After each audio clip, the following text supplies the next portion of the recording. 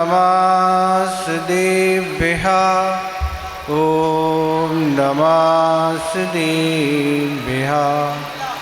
मङ्गलं भगवान् वीरो मङ्गलं गौतमो गणी मङ्गलं कुन्दकुन्दादो जैन धर्मो सुमङ्गलं सर्वमङ्गलमाङ्गल्यं सर्वकल्याणकारकं प्रधानं सर्वधर्माणां जैनं जेतु शासनं जैनं जेतु शासनं।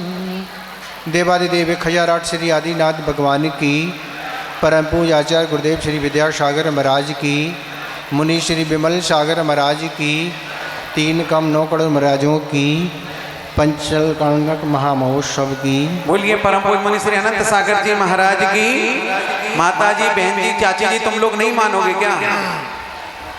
कितना गजब कर रहे हो तुम लोग, बीच में से उठते जा रहे हो। एक तो आगे बैठते और व्यवस्था बिगाड़ते हो। हेलो, अरे ये जो बहनें हैं बीच में महिला मंडल की 1-2 बहनें खड़ी हो जाओ, बैठाओ इनको वापस।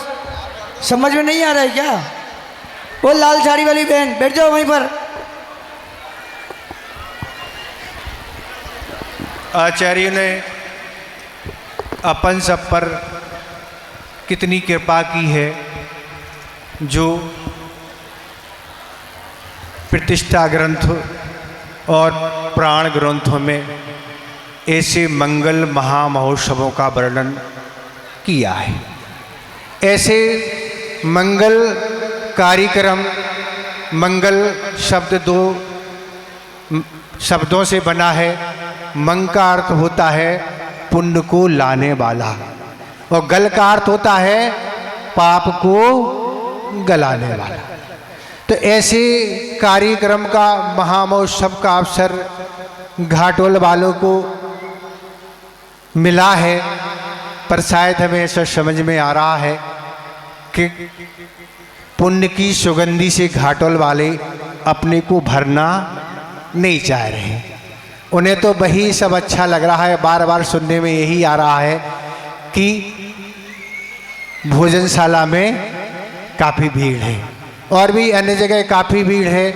नृत्य करने में बड़ी माहिर हैं घाटोल वाले, और जुलूस निकालने में भी आगे हैं। पर आचार्य कहते हैं, जिन्हें वस्तु स्वरूप का ज्ञान करना है, इस संसार की असारता का ज्ञान करना है, तो ऐसे अवसरों पर उन्हें ऐसे दृश्यों को देखना चाहिए कि अनादि काल से जो जीव हम आपके साथ रहा, और वह आज उस तीर्थंकर बालक का जन्म हुआ, और वह बालक सामान्य बालक नहीं है, जो वह 3 लोक का नाथ बनने वाला है। उसने अपने जीवन में ऐसी पुण्य की सुगंधी भरी कि जो स्वर्ग में सरबार सिद्धि नामक का विमान है, जिसमें संसार का सबसे अधिक पुण्य रहता है। अगर कोई पुण्य है तो सरबार सिद्धि के देवों में ही पुण्य पाया जाता है, और वहाँ से वह आने वाला जीव आज उसका जन्म हुआ, और वह ऐसा निकाचित पुण्य लेके आता है। निकाचित पुण्य का अर्थ ही कहलाता है कि निकाचित पुण्य जिसने भी बंद किया है उसको भोगना ही पड़ता है। वह बालक तीर्थंकर बनने वाला है। अभी तीर्थंकर प्रकृति का उदय तो 13वें गुणस्थान में होगा, पर उसकी सत्ता में ही उसके पुण्य की महक कैसी महक रही है कि सब जीव उसकी सेवा में लगे हैं। आचार्य महाराज ने कहा था, जो सौधरविंद होता है, जिसके अंडर में करोड़ों देव देवियां रहती हैं, पर वह उस तीर्थंकर बालक के चरणों में भी हाथ जोड़ के खड़ा रहता है। आप तो हुक्म करिए, आपको किस चीज़ की आवश्यकता है, पर वह कुछ भी हुक्म नहीं करते। वह बालक ऐसा पुण्यशाली होता है जो इस लोक की कोई भी वस्तु को स्वीकार नहीं करता। उस तीर्थंकर के बालक के वस्त्र स्वर्ग से ही आते हैं। इस लोक के वस्त्र वह नहीं पहनते हैं, इस लोक के वह आभूषण नहीं पहनते हैं, और इस लोक का वह भोजन भी नहीं करते हैं। उनका भोजन कहाँ से आता है? स्वर्ग से ही उनका भोजन आता है। तो आचार्य महाराज ने पंचकाणक महोत्सव के दिन एक बार कहा था कि स्वर्ग की सारी सामग्री उस बालक के चरणों में बिछी रहती है। चाहे वह सौधर्म इंद्र हो, चाहे वह कुबेर हो, चाहे कोई भी हो, उनके चरणों में किंकर के समान खड़े रहते हैं कि आप तो हुक्म करिए, पर वह कुछ बोलते नहीं है। तो ऐसे महामहोत्सव मंगल का अवसर आपको मिला है, पर आप उसका अवसर का लाभ लेना नहीं चाहते। आप चाहें तो अपने को पुण्य की सुगंधी से आज के दिन नहीं, इन 6 दिनों में पुण्य की सुगंधी से आप भर सकते हैं। पर आप चाय नाश्ता यहाँ वहाँ की चर्चाओं में, व्यर्थ की चीज़ों में आप अगर समय खो देते हैं तो आप अपने को पुण्य से नहीं भर पाएंगे। आचार्य महाराज ने कहा था कि पुण्य की सुगंधी ऐसी सुगंधी होती है कि जीवन में अगर व्यक्ति अपने को पुण्य से भर लेता है तो वह पुण्य कहीं भी साथ छोड़ने वाला नहीं है।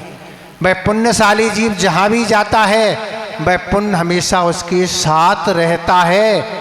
चाहे वह स्वर्गों में जाए, चाहे मनुष्यों में जाए, जहाँ भी वह जाता है पुण्य साथ लगा रहता है, और उसकी पुण्य के कारण सारी धर्म ध्यान की अनुकूलता बनती। झुकता नहीं।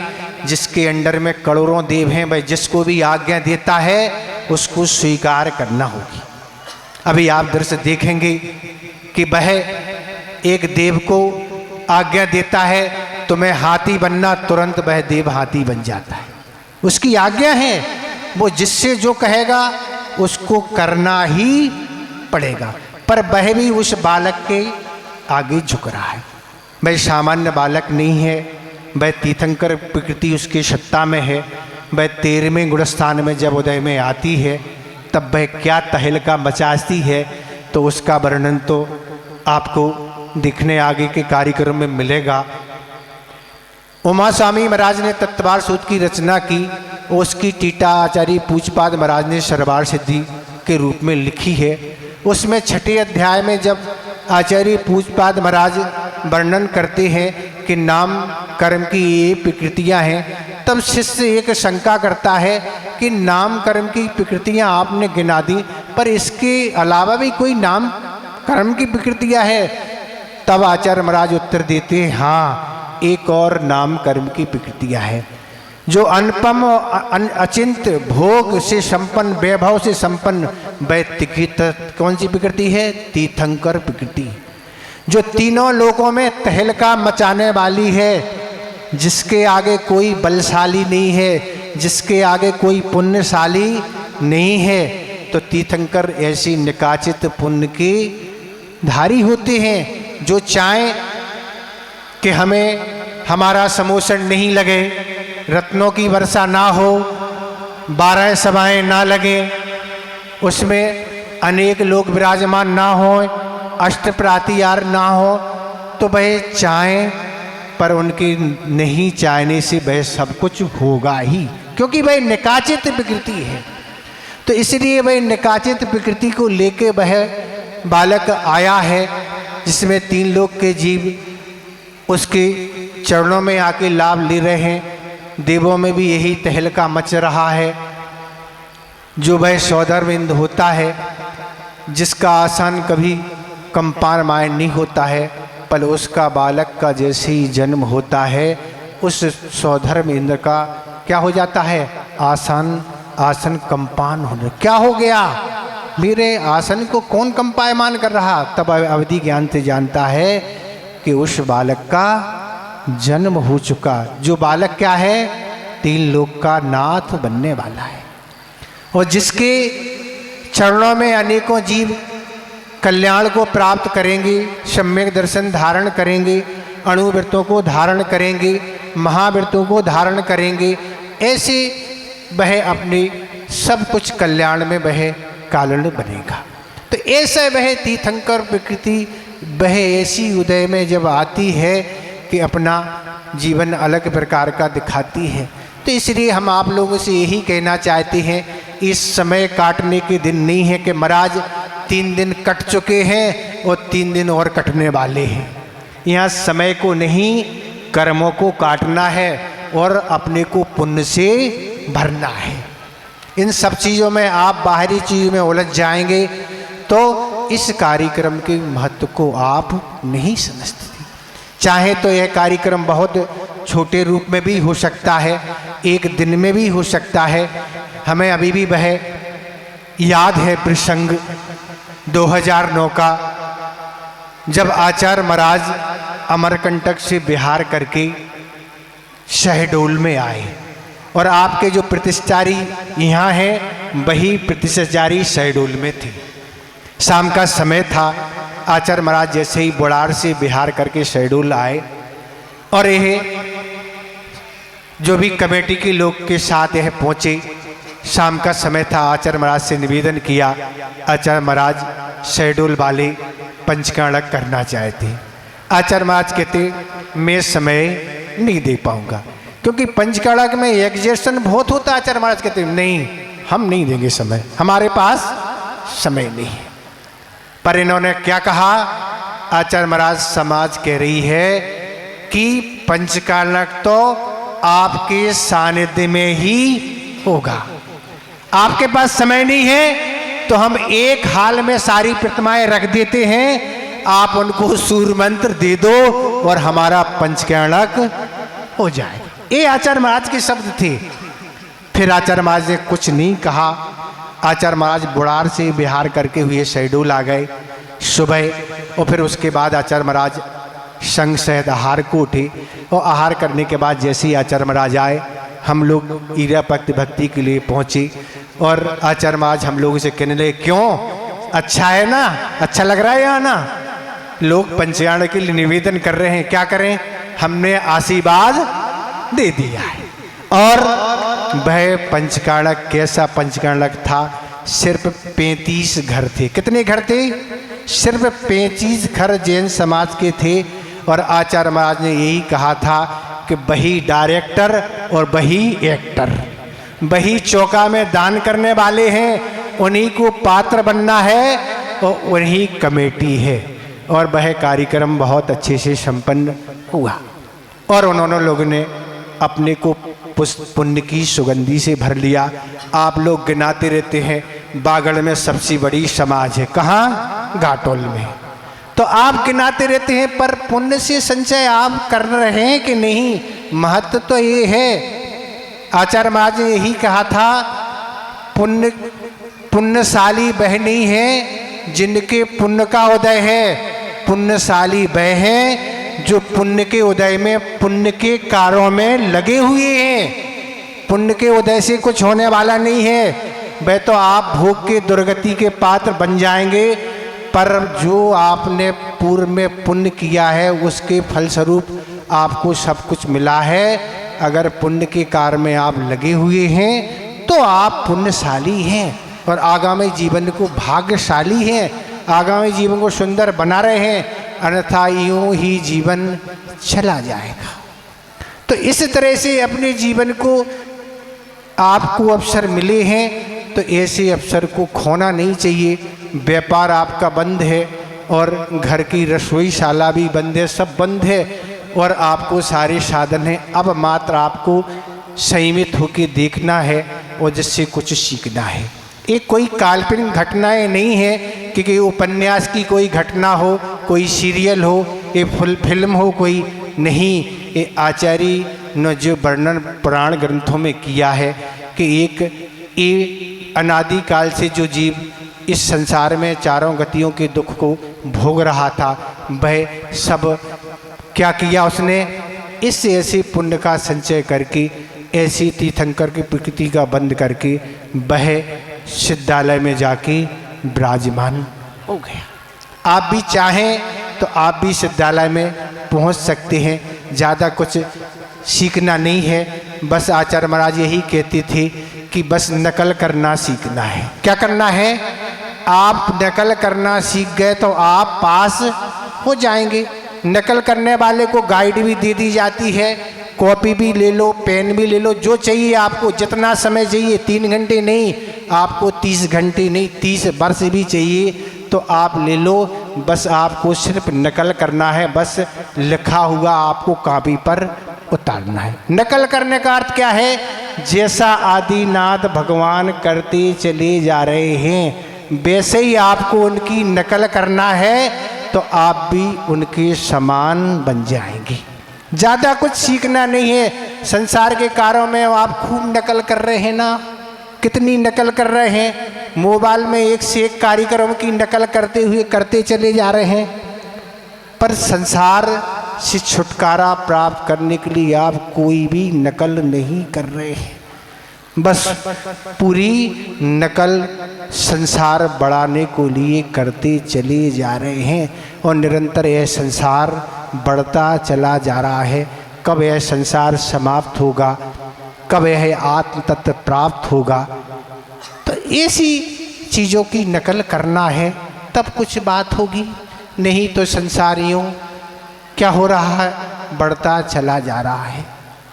2 दिन में आपने गर्भ कल्याणक का भी कार्यक्रम देख लिया और उस माता की क्या भावना थी, उस माता की भावना के स्वरूप भी वह पुत्र उत्पन्न हो गया। गुरुदेव ने पंचगाणा के दिन यही कहा था कि आज के लोग तो यही भावना करते हैं कि हमारा जो पुत्र का जन्म हो वह डॉक्टर बने, वह सीए बने, वह पीए बने, वह इंजीनियर बने, वह एमबीए बने, क्या क्या बने, ये सब भावना भाता है, पर भूल से कभी साधु ना बन जाए। क्या कहते हैं? भूल से कभी साधु नहीं बन जाए। ये आज लोगों की ऐसी मानसिकता बनी हुई है। पर उस माता की क्या भावना थी कि हमारा पुत्र 3 लोक का नाथ बने। उसकी भावना के अनुसार वह 3 लोक का नाथ बनने वाला है और सब अनाथों को वह शरण देने वाला है। आचार्य महाराज ने गर्भ कल्याणक के दिन एक उदाहरण दिया था कि जिस तरह से पीपर होती है, पीपर आप समझते, लेडी पीपर, उसकी अगर 24-64 घंटे उस पर लगातार घुटाई की जाए तो वह इस प्रकार की दवाई का रूप ले लेती है कि आप हड्डी का बुखार हो, कोई भी बड़ी से बड़ी बीमारी हो, वह समाप्त हो जाती है। इसी तरह व्यक्ति अगर निरंतर इस तरह की भावनाएं भाता है तो वह भी उसकी भावना फलीभूत होती है और उसका जीवन इस तरह का धन्य होता है। पर आज लोग संयम नहीं होने के कारण अपने किसी को पुत्र चाहिए, किसी को क्या पुत्री चाहिए, उसके कारण उस संतान को गर्भ में ही समाप्त करा देते हैं। ऐसी ऐसी औषधि हैं जिसके टुकड़े टुकड़े हो जाते हैं, मरण को प्राप्त हो जाता है। इस तरह के कार्य, इस तरह के कृत्य बहुत अशोभनीय होते हैं जिनका फल अनेक भवों तक भोगना पड़ता है। अनेक भवों तक उसको संतान की प्राप्ति नहीं होती है। क्यों? आचार्य महाराज ने यही कहा था कि होने वाली संतान किस प्रकार की योग्यता को लेके आने वाली है ये आपको पता नहीं। हो सकता वह बेटी आर्का बन जाए, ब्रह्मचारिणी बन जाए, वह बालक महावृत्ति बन जाए, अणुवृत्ति बन जाए, ब्रह्मचारी बन जाए, क्या बन जाए, उस सब पाप का बंध आप ही कर लेंगे। इस तरह का लोग कृत्य कर लेते हैं कि नहीं हमें ये चाहिए, हमें वो चाहिए। ऐसी किसी तरह की भावना नहीं करके, ऐसा कृत्य नहीं करके ये अपने जीवन को संयम से जोड़ना चाहिए। आज का दिन संयम उपकरण का दिन है। आज के दिन संयम का उपकरण परिवर्तन होना है। लोगों ने भावनाएं सजोई हैं और लोगों ने संयम लिए हैं और संयम के फलस्वरूप उन्हें नई पिचिका देने का और पुरानी पिचिका लेने का अवसर आज उन्हें प्राप्त होगा। तो इस तरह से अपने को संयम से जोड़ो। 24 तीर्थंकरों में 19 तीर्थंकर ऐसे हैं जो जन्म के दिन ही तप को अंगीकार जिन्होंने कर लिया। क्या कर लिया? जैसे ही उनका जन्मदिन होता है वह विचार करती हैं कि हमने इतना जीवन भोगों के साथ व्यतीत कर दिया, और उसी दिन वह तप को अंगीकार कर लेते हैं और अपने आगामी जीवन को प्रशस्त बना लेते हैं। और आप क्या करते हैं? आज हमारा बर्थडे है, क्या कहते हैं? महाराज आज हमारा बर्थडे है, मैं अच्छे से आशीर्वाद दो महाराज। पर हम यही कहते हैं आज आपका बर्थडे नहीं, आज आपका बर्थडे है। क्या है आज?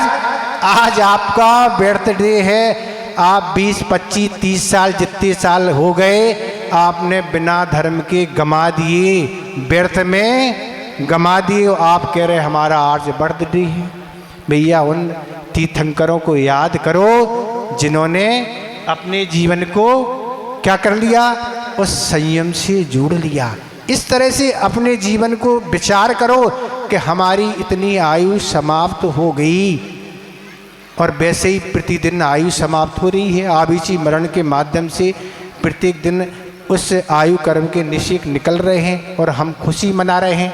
आचार्य महाराज ने कहा था वर्षगांठ, अपनी गांठ से एक वर्ष निकल गया उसको बोलते हैं वर्षगांठ। 2023 जाने वाला है। क्या जाने वाला है? कुछ दिन बचे हैं, वह भी जाने वाला है। अब 24 आने वाला है, खुशी मनाएंगे, वह 24 भी चला जाएगा। इसी तरह से इतने भाव निकल चुके हैं और आगामी भी भाव निकल जाएंगे। अगर आप अपने कल्याण के लिए कुछ उपाय नहीं सोचेंगे तो क्या है? वह समय तो अपनी गति से व्यतीत हो ही रहा है। इस तरह से ऐसे अवसर आपको मिले हैं पंचकाणक तीर्थंकर प्रभु के देखने के लिए। वह बालक, वह जीव कैसे संसार मार्ग से सिद्धत अवस्था को प्राप्त हो जाता है, यही सारे अवसर हैं। तो हम यही कह रहे हैं आप जो भी अवसर हैं उन अवसरों को गौर नहीं करते, यहाँ के कामों में नहीं, अपनी बुद्धि को वहीं लगाते हुए अपने जीवन में विचार करें कि हम भी इस संसार में रह रहे हैं, गृहस्थ धर्म में रह रहे हैं, वह भी गृहस्थ धर्म में रहे हैं, पर वे उन्होंने गृहस्थ जीवन में अपने जीवन को कैसे यापन किया और आगामी जीवन को सुंदर उन्होंने कैसे बनाया। ये सब चीज़ों के दिन हैं, तब आप कुछ सीख पाएंगे। नहीं तो समय कट रहा है महाराज, कर्म तो कटने वाले हैं ही नहीं। क्यों? क्योंकि मन महाराज लगता नहीं। आचार्य जी कहते मन लगता नहीं, मन लगाना पड़ता है। मन का काम तो कुत्ते की तरह है। मन जब भी बाहर जाता है, कुत्ता जैसे बाहर दौड़ता है तो उसकी दृष्टि मल की ओर ही जाती है। कुत्ता अच्छी चीज़ें पसंद नहीं करता, इसी तरह मन भी है, वह अच्छी चीज़ें उसको पसंद नहीं आती हैं, पर उसकी पसंदी को आपको बदलना होगा। उसकी पसंदी जो चीज़ें हैं उनको बदल के अच्छी चीज़ आपको देना होगा। तो ज़्यादा कुछ नहीं बताना है क्योंकि आगे के भी कार्यक्रम हैं। इस तरह से कार्यक्रम निरंतर व्यतीत हो रहे हैं। उस बालक का जन्म हो गया और जन्म होके वह आगामी के जीवन को छूने वाला है और आगामी छूने वाले जीवों के कारणों में वह निमित्त भी बनने वाले हैं। तो ऐसे वह 3 लोक के नाथ होते हैं जिनके आगे किंकर के समान देव नहीं, मनुष्य नहीं, चक्रवर्ती, सेठ और राजा और महाराज जिनके चरणों में झुके रहते हैं, मुनिराज आदि। तो अपने ऐसे जीवन को अच्छा आपको बनाना है तो अपने आगामी जीवन को सुंदर बनाने के लिए कार्यक्रम देखें। इन बाहरी खानों पे अनादिकाल से खाते पीते आ रहे हैं और खाते पीते रहेंगे, पर अच्छे पुण्य को हम नहीं सजो पाएंगे। इतने ही हम पर्याप्त समझते हैं। अहिंसा परमो धर्म की। बोलिए परम पूज्य मनीषी अनंत सागर जी महाराज की, समस्त आचार्य संघ की। देखिएगा